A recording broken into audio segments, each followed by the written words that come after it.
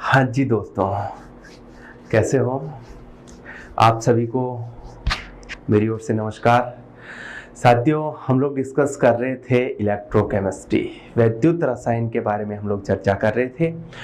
और इलेक्ट्रोकेमिस्ट्री में हमने डिस्कस किया था वैद्युत अपघटन। क्लियर है ना भाई? चार तरह की स्थितियां मैंने वैद्युत अपघटन की बताई थी आपको। सबसे पहले एक कंडीशन बताई थी, अगर संगलित विलयन आपको दे दिया जाए तो उसका वैद्युत अपघटन कैसे होगा। और दूसरी साथियों कंडीशन आपको मैंने बताई थी कि जलीय विलयन दे दिया जाए तो वैद्युत अपघटन कैसे होगा। तीसरी कंडीशन मैंने आपके सामने रखी थी कि भाई साहब जल अगर प्योर वाटर दे दिया जाए तो उसका वैद्युत अपघटन कैसे होगा, कैथोड पर क्या बनेगा, एनोड पर क्या प्रोडक्ट बनेगा, ये चीज मैंने आपको सिखाई थी। क्लियर है साथियों? उसके बाद मैंने आपको क्या बताया था कि अगर अति तनु विलयन दे दिया जाए, है ना, उसमें पानी की बहुत ज्यादा मात्रा हो, उसका डाइल्यूशन है वो बहुत ज्यादा हो, तो आप लोग किस तरह से वैद्युत अपघटन करोगे, वो सारी चीजें मैंने आपको बता दी थी। क्लियर है क्या? अब बेटा यहाँ वैद्युत अपघटन से एग्जाम में प्रश्न किस तरह का बनाया जा सकता है उसके बारे में हम लोग डिस्कस करेंगे। क्लियर है साथियों? चलो, प्रश्न किस तरह का बनाया जा सकता है आप समझने की कोशिश करें। एक क्वेश्चंस मैं यहाँ पर लिख रहा हूं बेटा, आप समझने का प्रयास करें। क्वेश्चंस ये है बेटा, सुनो। प्रश्न ये है कि भाई कॉपर सल्फेट CuSO4 के जलीय विलयन का CuSO4 के जलीय विलयन का वैद्युत अपघटन करने पर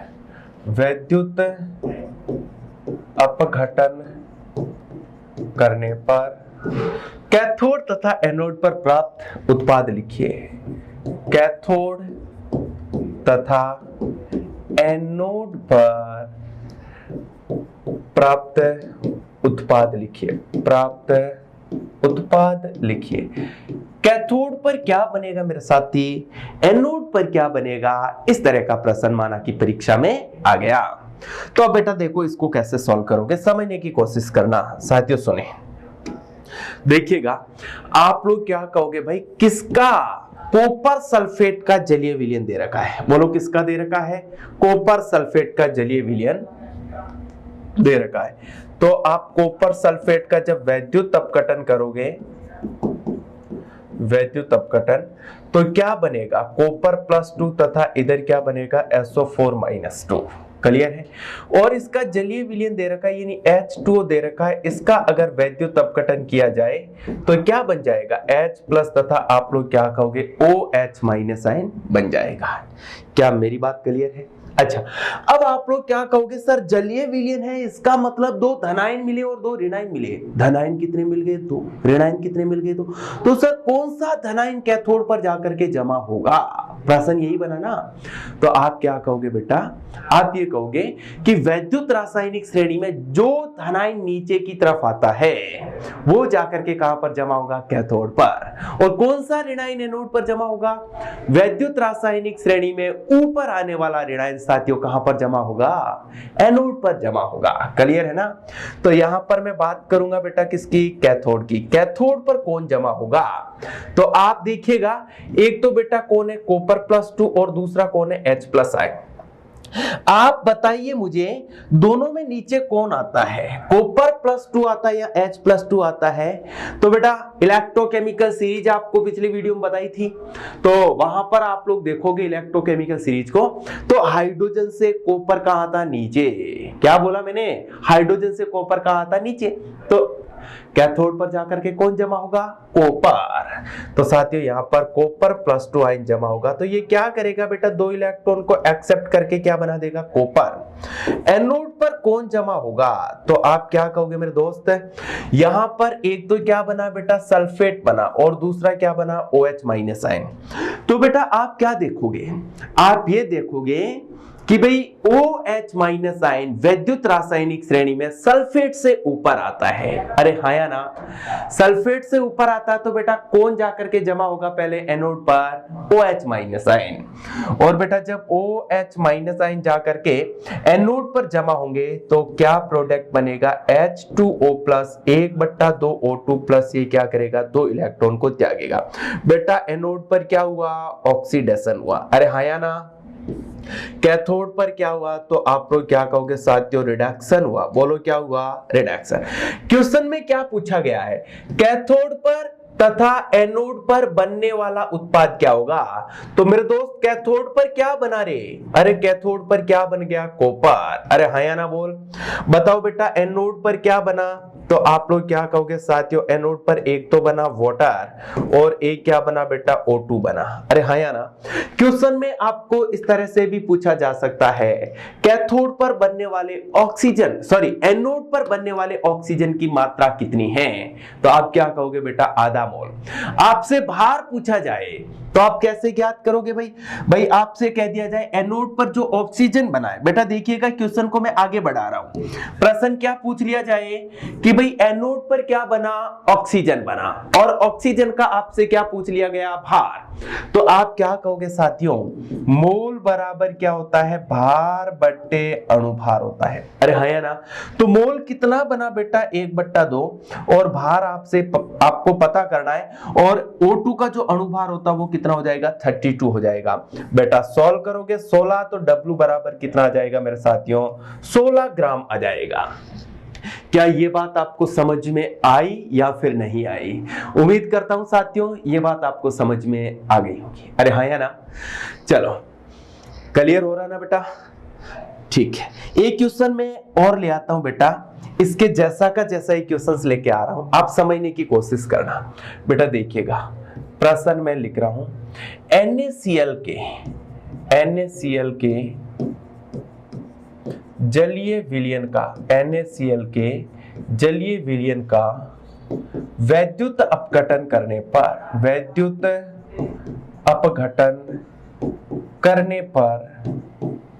कैथोड तथा एनोड पर प्राप्त उत्पादों का मोलानुपात लिखिए। कैथोड तथा एनोड पर प्राप्त उत्पादों का मोलानुपात। बेटा क्या करना है कि भाई NaCl का जलीय विलयन दे रखा, क्लियर है क्या? और क्या करोगे बेटा? एनोड तथा कैथोड पर जो उत्पाद बन रहे उनके मोलों का आपको क्या करना है? अनुपात लिखना है, अनुपात बताना है। बेटा कैसे करेंगे सुने, आप लोग सॉल्व करोगे। NaCl दे रखा है बेटा, और NaCl का क्या करोगे मेरे साथियों? वैद्युत अपघटन करोगे। तो बताओ बेटा क्या बनेगा? Na प्लस तथा Cl माइनस। बोलो हाँ या ना? अच्छा, अब जलीय विलयन दे रखा है तो इसमें निश्चित रूप से क्या होगा बेटा? H2O होगा, तो ये H प्लस और किस में टूटेगा? OH माइनस आयन में टूटेगा। बेटा जलीय विलयन शब्द नहीं दे रखा है और प्रश्न में संगलित विलयन शब्द भी नहीं दे रखा है, तो आप उस विलयन को कैसा मान के चलोगे? जलीय विलयन मान के चलोगे। क्लियर है ना? क्या बोला मैंने? भाई प्रश्न में आपको जलीय विलयन शब्द दे दिया जाए, कोई टेंशन वाली बात नहीं, लेकिन प्रश्न में अगर जलीय विलयन नहीं दिया जाए शब्द, तो साथियों उसको आप लोग क्या मान के चलोगे? जलीय विलयन मान के चलोगे। और प्रश्न में अगर संगलित विलयन शब्द नहीं दिया गया तो, है ना? प्रश्न में भाई संगलित विलयन शब्द दे दिया तो उसमें तो जलीय विलयन आप मान ही नहीं सकते। अरे हाँ या ना? बेटा सुने, अब यहां पर आप लोग क्या कहोगे? कैथोड पर क्या प्रोडक्ट बनेगा समझने की कोशिश करें। कैथोड, तो आप लोग क्या कहोगे? कैथोड पर कौन जमा होगा? धनायन। हमारे पास धनायन कितने बेटा? तो एक तो क्या है Na प्लस और दूसरा क्या है बेटा? H plus. एक क्या है? Na प्लस और दूसरा क्या है? H plus. आप बताइए मुझे, क्या बताओ कि बेटा वैद्युत रासायनिक श्रेणी में कौन सा धनायन नीचे आता है? और सोडियम तो ऊपर आता है, H प्लस आयन नीचे आता है, तो कैथोड पर कौन आकर के जमा होगा? H plus ion. ये एक इलेक्ट्रॉन को एक्सेप्ट करके बेटा क्या बनाएगा? 1/2 H2। एनोड पर बोलो कौन बनता है? तो आप क्या कहोगे? एक Cl माइनस है और दूसरा क्या दे रखा बेटा? OH minus ion. कौन सा इलेक्ट्रोकेमिकल सीरीज में ऊपर आता है? तो आप क्या कहोगे? Sir Cl minus ion. Cl minus ion क्या करेगा बेटा, एक इलेक्ट्रॉन को त्याग करके 1/2 Cl2 बना देगा। भाई प्रश्न में क्या पूछा गया है कि कैथोड तथा एनोड, अरे क्या बोला, कैथोड तथा एनोड पर बनने वाले उत्पादों का मोलानुपात। तो साथियों कैथोड पर क्या बन रहा है H2 और एनोड पर क्या बन रहा है, तो बेटा आप क्या कहोगे Cl2। H2 का कितना मोल 1/2 और Cl2 का भी कितना मोल 1/2, 2 से 2 मर गए, तो बेटा क्या बचा 1:1। कैथोड तथा एनोड पर बनने वाले जो प्रोडक्ट होते हैं H2 तथा Cl2, उनके मोलों का अनुपात कितना मिला बेटा, 1:1 मिला। अरे हाँ या ना। सुनो भाई, कह दिया जाए कि कैथोड तथा एनोड पर बनने वाले उत्पादों का भार ज्ञात कीजिए। तो कैथोड पर क्या बना बेटा, H2 बना। H2 का कितना मोल, 1/2 मोल, W/2, 2 से 2 कैंसिल हो जाएगा। तो साथियों यहां से W बराबर आप लोग क्या कहोगे, कितना आ जाएगा, 1 ग्राम आ जाएगा। अरे हाँ या ना बोलो। अगर आपसे कह दिया जाए क्या कि भाई Cl2, तो Cl2 का कितना बना बेटा, 1/2 मोल बराबर, इधर आप लोग क्या लिखोगे, W बाई इधर क्या जाएगा, 71 आ जाएगा। साथियों यहां से W बराबर सॉल्व करोगे तो 71 बाई क्या बचेगा, 2 बराबर 35.5 ग्राम आ जाएगा। बोलो यस या नो, ये बात समझ में आई कि नहीं आई। अरे हाँ या ना। भाई यहां पर मोलानुपात पूछा है। अगर प्रश्न वाला नालायक आदमी आपको भारानुपात पूछ ले तो क्या लिखोगे बेटा, H2 अनुपात Cl2। H2 का कितना भार आ रहा है, 1 ग्राम, और Cl2 का कितना आ रहा है, 35.5। तो बेटा इसको सरल करोगे तो 2 अनुपात क्या आ जाएगा, 71 आ जाएगा। क्या मेरे साथियों आपको समझ में आया कि नहीं आया। 2 अनुपात क्या जाएगा, 71। इस तरह के न्यूमेरिकल प्रश्न बेटा एग्जाम में आ सकते हैं। और ऐसा प्रश्न जब न्यूमेरिकल आएगा ना, तो मेरे हिसाब से बच्चों को काफी प्रॉब्लम्स हो सकती है, बच्चों को काफी समस्याएं आ सकती है। क्लियर है। उम्मीद करता हूं आप ऐसे प्रश्नों को चुटकी में सलटा दोगे। अरे हाया ना, बोलो सलटा दोगे ना। चलो अब बेटा आगे बढ़ते हैं अपन, ठीक है। अब हम लोग डिस्कस करेंगे जनरल डेफिनेशंस। हम लोग क्या डिस्कस करने वाले हैं, जनरल डेफिनेशन। कुछ परिभाषाएं, कुछ परिभाषिक शब्दावली है, उनके बारे में चर्चा करेंगे। भाई सबसे पहला शब्द हम लोग काम में लेते हैं ओम का नियम। भाई आप ओम का नियम तो फिजिक्स में पढ़ोगे। ओम का नियम जितना केमिस्ट्री में काम आता है उतना मैं बता दूं, आपने 10वीं क्लास में भी पढ़ा है। ओम का नियम क्या होता है बेटा, V बराबर IR होता है। R क्या होता है बेटा, प्रतिरोध होता है। क्लियर है ना। यहां पर अगर I की बात करें तो I क्या होता है बेटा, विद्युत धारा होता है। क्लियर है ना। और बेटा V की बात करें तो V क्या होता है, विभवांतर होता है। क्लियर है बेटा। देखिएगा अगर प्रतिरोध के मात्रक की बात करें, इसके यूनिट की बात करें, तो इसका जो यूनिट होता है वो क्या होता है बेटा, प्रतिरोध का ओम होता है। अगर विद्युत धारा के मात्रक की बात करें तो इसका यूनिट होता है बेटा एम्पियर, और विभवांतर के मात्रक की बात करें तो इसका मात्रक होता है बेटा वोल्टेज। क्या मेरी बात आपके दिमाग में क्लियर है, कोई दिक्कत नहीं। दूसरी जो परिभाषा, दूसरा जो शब्द काम में आता है बेटा, वो आता है प्रतिरोध। आपको मैंने बताया प्रतिरोध को R के द्वारा लिखा जाएगा। बेटा इसका फॉर्मूला आपको पता होना चाहिए, R बराबर रो इंटू L बाई क्या होता है साथियों, A होता है। क्लियर है ना। अगर यहां पर R का मतलब क्या होता है, प्रतिरोध, और रो का मतलब क्या होता है मेरे साथी, विशिष्ट प्रतिरोध। और इसकी यूनिट तो आपको बता ही रखी है बेटा, क्या होती है प्रतिरोध की यूनिट है, तो यूनिट होती है मेरे साथियों ओम। ओम को आप लोग ऐसे लिख सकते हो ओम। क्लियर है ना बेटा। यहां पर तीसरा शब्द मैं काम में ले सकता हूं बेटा, विशिष्ट प्रतिरोध। बोलो क्या शब्द काम में ले सकता हूं, विशिष्ट प्रतिरोध। इसको बेटा प्रतिरोधकता भी कहते हैं। बोलो साथियों क्या कहते हैं, प्रतिरोधकता कहते हैं। और बेटा इसका जो प्रदर्शनीकरण है वो किसके द्वारा किया जाएगा, रो के द्वारा किया जाएगा। अरे हाँ या ना बेटा। सुने आप लोग इसको कैसे समझेंगे। भाई विशिष्ट प्रतिरोध का आप क्या कहोगे, फॉर्मूला कैसे आएगा, तो आप लोग क्या कहोगे बेटा, R बराबर क्या होता है, रो इंटू एल बट्टा क्या होता है ए। वज्र गुणा करोगे तो बेटा आर ए बराबर क्या हो जाएगा, रो इंटू एल हो जाएगा। तो बेटा रो बराबर क्या हो जाएगा, R into A by L हो जाएगा। ये विशिष्ट प्रतिरोध का क्या आ गया बेटा, फॉर्मूला। लेकिन सुने, एक प्रश्न आरबीएससी में आया था। वो क्या आया था बेटा, प्रश्न ये आया था मेरे दोस्त कि विशिष्ट प्रतिरोध का मात्रक क्या है। प्रश्न विशिष्ट प्रतिरोध ना देख करके वहां पर शब्द दिया गया था प्रतिरोधकता का मात्रक क्या है। एक नंबर का प्रश्न था, बहुत इजी प्रश्न था। क्या है इसकी यूनिट, हम लोग अभी डिस्कस करते हैं। Unit of raw, unit of raw बेटा क्या होगा, आर का मात्रक आप सब नालायकों को पता है ओम होता है। अरे हाँ या ना बेटा। ए का मात्रक आप लोग क्या कहोगे, मीटर स्क्वायर, और एल का मात्रक क्या होता है, मीटर। इससे ये कैंसिल हो जाएगा, तो यूनिट ऑफ रॉ बराबर क्या हो जाएगी, ओम इंटू मीटर। बोलो हाँ या ना। आपको समझ में आ रहा है कि नहीं आ रहा है, अरे कर सकते हो ना। सुने बेटा, एक चीज और सुने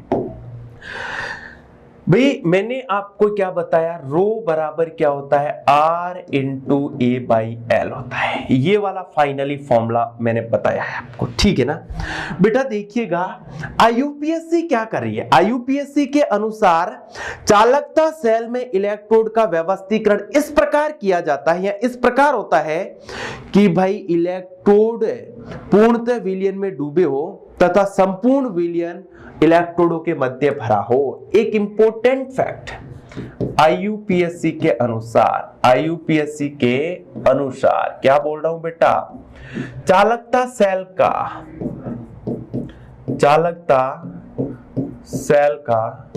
व्यवस्थीकरण, चालकता सेल का व्यवस्थीकरण इस प्रकार किया जाता है, चालकता सेल का व्यवस्थीकरण इस प्रकार किया जाता है, चालकता सेल का व्यवस्थीकरण इस प्रकार किया जाता है कि चालकता सेल का व्यवस्थीकरण इस प्रकार किया जाता है कि दोनों इलेक्ट्रोड पूर्णतः विलयन में डूबे होते हैं। दोनों इलेक्ट्रोड पूर्णतः विलयन में डूबे होते हैं, या वैद्युत अपघट्य में डूबे होते हैं, विलयन में डूबे होते हैं, तथा संपूर्ण विलयन दोनों इलेक्ट्रोडों के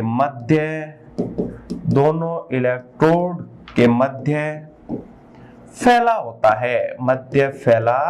है। क्या मेरी बात आपके दिमाग में क्लियर है बेटा?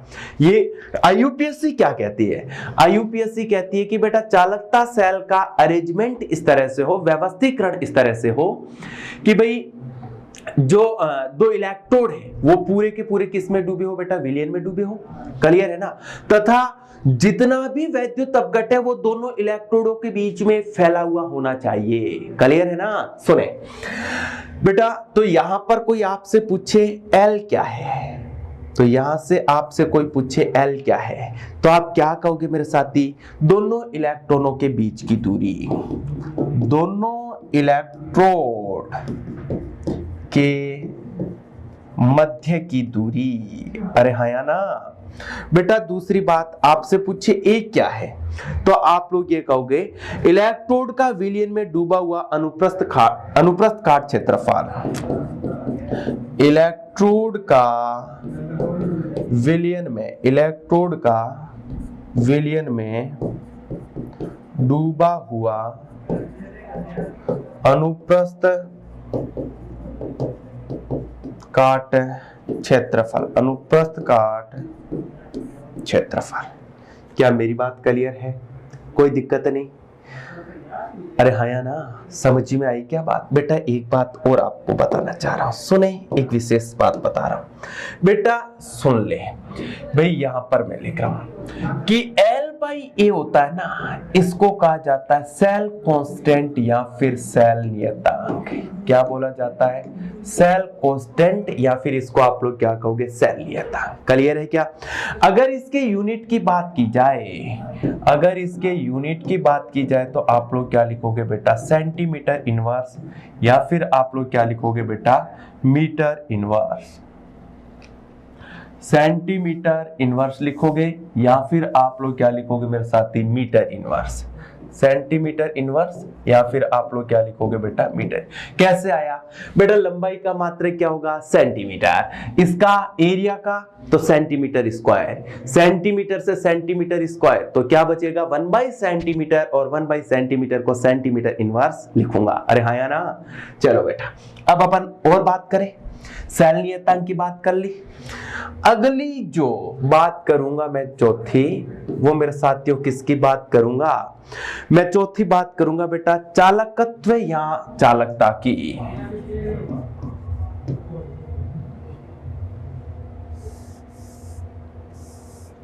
मैं किसकी बात करूंगा बेटा, चालकता।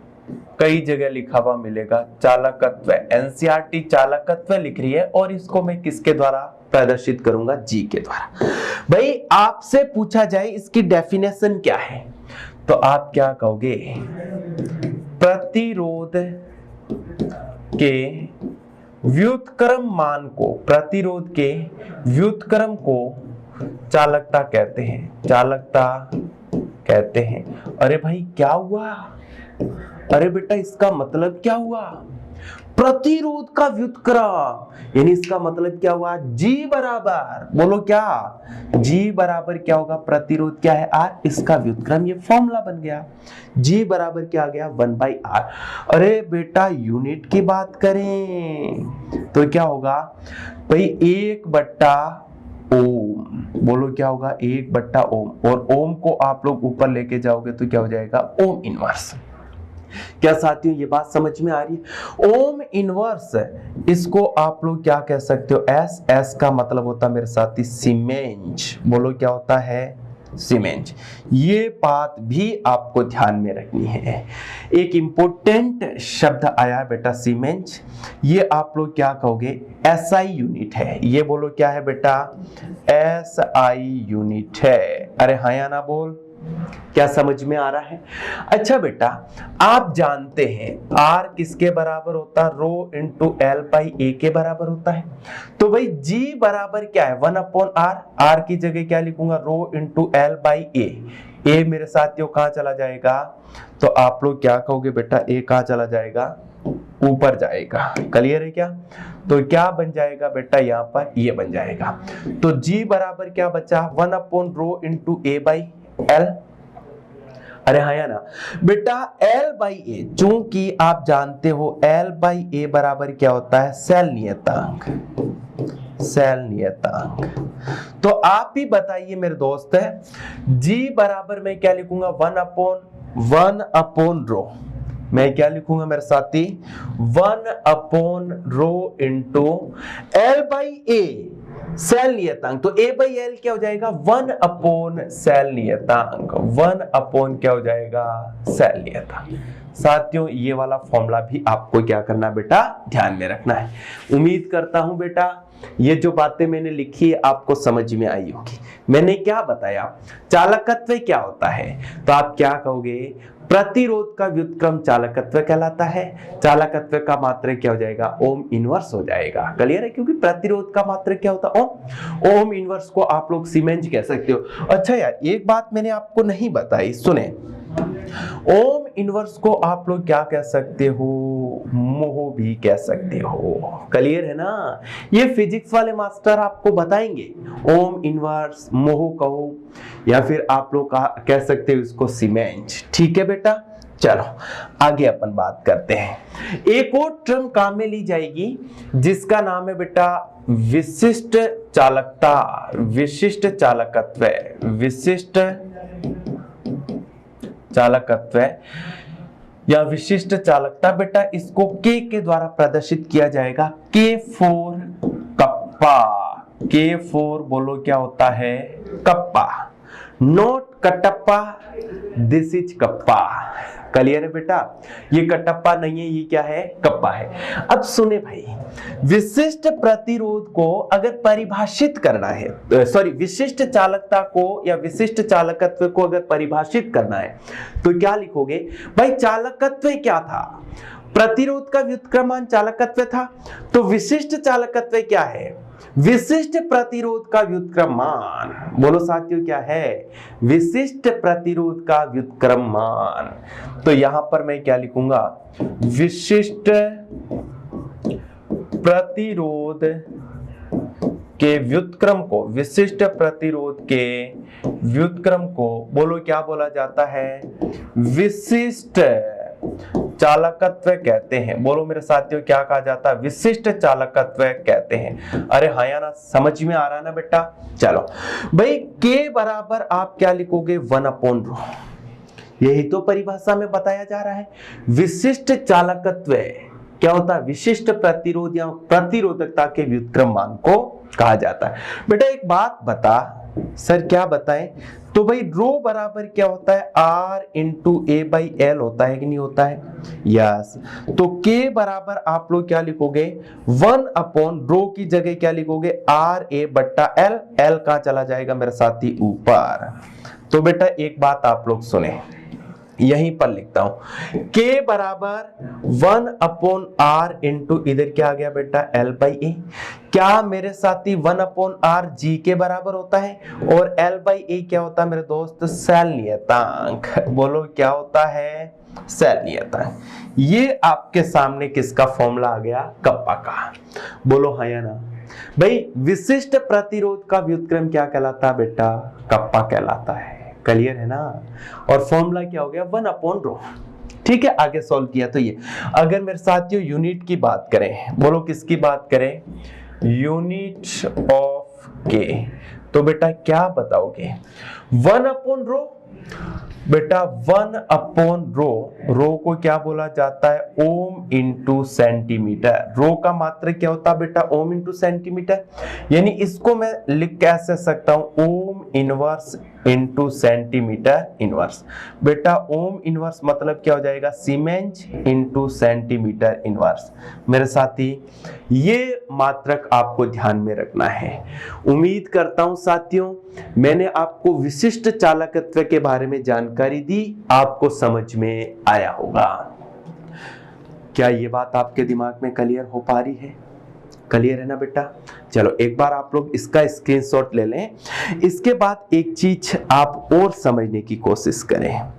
अगर एक शब्द आता है बेटा विशिष्ट चालकता, विशिष्ट चालकत्व के बाद IUPAC कुछ स्टैंडर्ड कंडीशन लगा देती है और वहां से एक शब्द निकल करके आता है विशिष्ट चालकता। क्लियर है ना?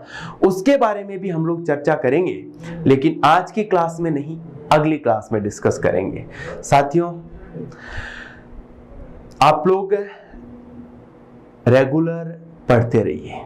बेटा देखिएगा, रेगुलरिटी अगर तोड़ोगे तो पढ़ने का कोई मतलब नहीं है। पढ़ने का पहला नियम क्या है? रेगुलरिटी। अगर आप रेगुलर नहीं पढ़ पा रहे हैं, इसका मतलब आपकी पढ़ाई में कोई तंत्र नहीं, अगर देशी शब्द में कहा जाए। तो मैं इतना ही कहना चाह रहा हूं, आप रेगुलर पढ़ें, आप रेगुलर न्यूमेरिकल क्वेश्चंस की प्रैक्टिस करें, आप अपने शेड्यूल के हिसाब से स्टडी करते रहें। क्लियर है साथियों? चलो आज के लिए इतना ही बेटा।